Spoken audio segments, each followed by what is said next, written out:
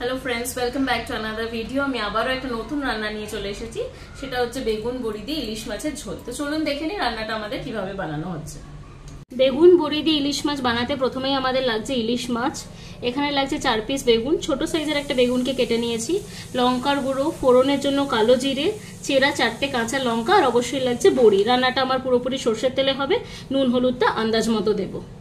কড়াই নিয়ে নিয়েছি। প্রথমে একদম অল্প সর্ষের তেল দেবো বড়িটা ভেজে তুলে রাখার জন্য। তেলটা একটু গরম হলে তখন আমি বড়িটা দিয়ে দেব। প্রথমে বড়িটা দিয়ে দিচ্ছি তেলে। তেলটা গরম হয়ে গেছে, বা বড়িটা একটু ভেজে তুলে নেব।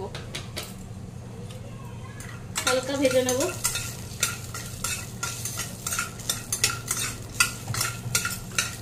খুব বেশি এটা ভাজার দরকার নেই, হালকা ভেজে নিলেই হবে।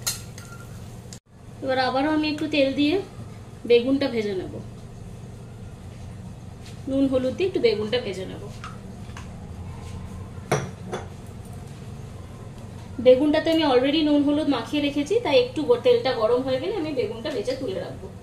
এটাতে মশলা কষানোর মতন কিছুই নেই, জাস্ট একটু তেল তেলে হবে, পাতলা ঝোল হবে। তাই সবগুলোকে ভালো মতো আমার ভেজে নিতে হবে, যাতে হাফ সেদ্ধ হয়েই যায়। বেগুনগুলো আমি ছেড়ে দিলাম।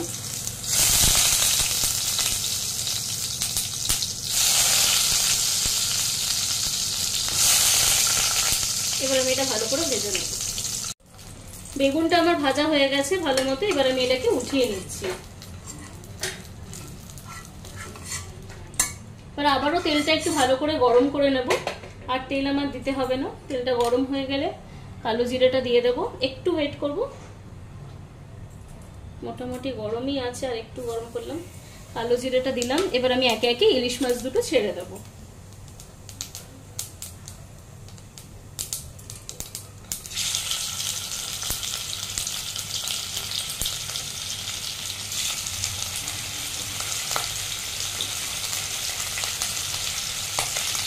আর কাঁচা লঙ্কাগুলো আমি এখন দিয়ে দিলাম। এবার একটু এটা ফ্রাই হোক।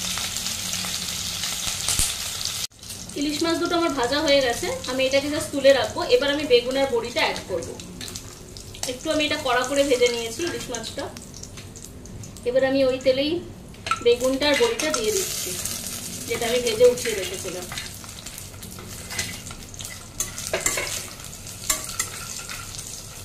এবার এটা ভালো করে একটু ভেজে নিয়ে এটাতে নুন, হলুদ, লঙ্কার গুঁড়ো আর জল দিয়ে দেবো। দিয়ে ঢাকা দিয়ে রাখবো। আমি এটাতে একটু জল দিয়ে দিচ্ছি। অল্প একটু জল দিলাম। 1 চামচ লঙ্কার গুঁড়ো দিয়ে দিচ্ছি।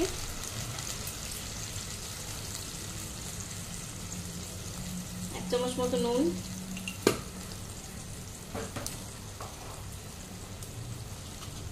আর 1 চামচ মতো হলুদ। এবার এটা একটু ভালো করে মিশিয়ে নেব।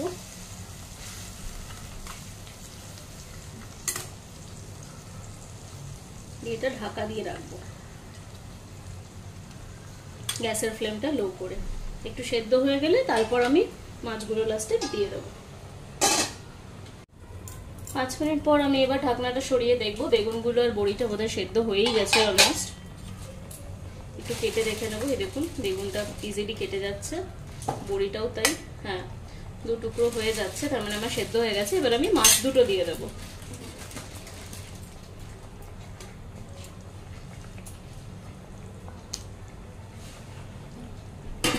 মাছ দুটো আমি দিয়ে দিলাম। এবার ঝোলের সাথে ভালো করে একটু ফুটিয়ে নেব। এই সময় আমি ফ্লেমটা একটু বাড়িয়ে দিচ্ছি গ্যাসের। জাস্ট একটু ফুটে গেলে বন্ধ করে দেবো।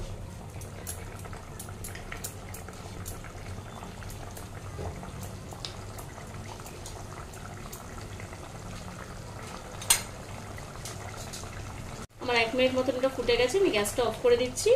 বেগুন বড়ি দিয়ে আমার ইলিশ মাছের ঝোল একদম রেডি। দেখলেন আমি রান্নাটা কিভাবে বানালাম। আপনারাও সবাই এভাবে ট্রাই করবেন, আর অবশ্যই আমাকে জানাবেন আপনাদের কেমন লাগলো। আমাকে কমেন্ট করে জানাবেন। আমার চ্যানেলটাকে লাইক করবেন, শেয়ার করবেন, সাবস্ক্রাইব করবেন। আর সবাই খুব ভালো থাকবেন, সুস্থ থাকবেন। Bye bye.